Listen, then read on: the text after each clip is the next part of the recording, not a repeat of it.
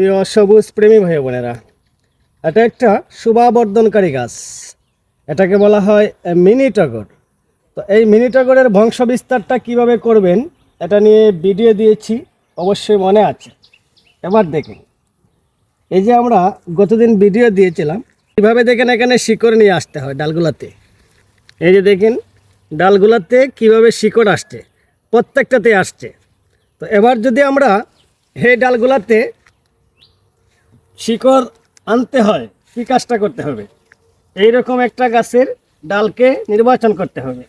এই যে দেখেন এইভাবে শুধু ডালের এই চালটাকে এখান থেকে, এই যে দেখেন আমি যে চালটা তুলে দিলাম,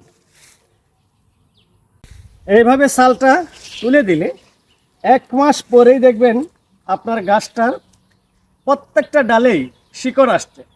তো এবার প্রশ্ন করবেন, শিকড় তো আসলো, এখানে কোনো মাটিও দিলেন না, এই গাছগুলা কি করা যায়? এই ডালগুলাকে আমরা এবার যদি এইভাবে ভেঙে ছায়াযুক্ত জায়গায় জৈব সারযুক্ত মাটিতে বসিয়ে রেখে দেই, 15 দিনে ভাই একটি চারা তৈরি হয়ে যাবে। তো মিনি টগরের বংশ বিস্তারের একটা নিনজা টেকনিক আপনাদেরকে শেয়ার করলাম। কেমন লেগেছে অবশ্যই কমেন্ট বক্সে লিখবেন। আল্লাহ হাফেজ।